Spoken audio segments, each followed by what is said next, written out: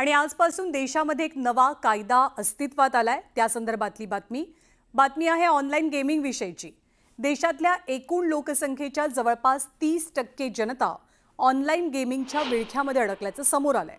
पण आता या ऑनलाईन फासातनं लोकांची सुटका होणार आहे, कारण देशभरात फोफावत चाललेल्या ऑनलाईन गेमिंग आणि सट्टेबाजी विरोधात केंद्र सरकारनं मोठं पाऊल उचललं। केंद्रीय इलेक्ट्रॉनिक्स आणि माहिती तंत्रज्ञान मंत्री अश्विनी वैष्णव यांनी बुधवारी लोकसभेत ऑनलाईन गेमिंग प्रोत्साहन आणि नियमन विधेयक सादर केलं। यामुळे ड्रीम11 आणि माय सर्कल यासारख्या लोकप्रिय ऑनलाईन गेमला आळा बसणार आहे, चाप लागणार आहे। राष्ट्रपती द्रौपदी मुर्मू यांनी या विधेयकाला मंजुरी दिल्यानं, त्याच्यावरती स्वाक्षरी केल्यानं याचं कायद्यात रूपांतर झालंय। दरम्यान ऑनलाईन गेमिंगवरती बंदी घालण्याचा निर्णय सरकारनं घेतल्यानंतर ठिकठिकाणी या निर्णयाचं स्वागत होत आहे। ऑनलाईन गेम्समुळे अनेक तरुणांचं आयुष्य उद्ध्वस्त झालंय आणि त्यामुळे या निर्णयाचं स्वागत करत सरकारचे आभार मानले जातात।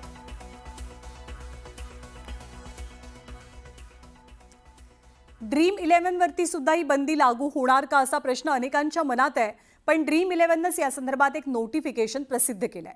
या नोटिफिकेशन मध्ये नेमकं काय आहे ते आपण पाहूया। पे टू प्ले हा पर्याय ड्रीम11 कडनं आता थांबवण्यात येतोय। फॅन्टसी स्पोर्ट्स कॉन्टेक्स्ट प्लॅटफॉर्म मध्ये हा ऑप्शन ड्रीम11 साठी असायचा, पण इथून पुढे पे टू प्ले हा ऑप्शन आता बंद असेल।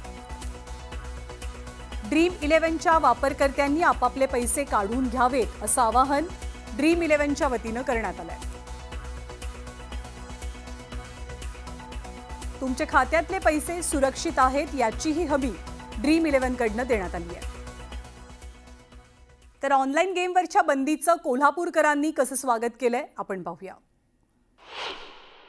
ऑनलाईन गेमिंगवर केंद्र सरकारनं निर्बंध आणले, तो स्वागतार्ह निर्णय आहे। त्याचं एक मी या भारताचा नागरिक म्हणून आणि कोल्हापूरकडून मनपूर्वक स्वागत करतो। आता केंद्र शासनाने जी बंदी आणली ती आमच्या दृष्टिकोनातून योग्यच आहे म्हणतोय।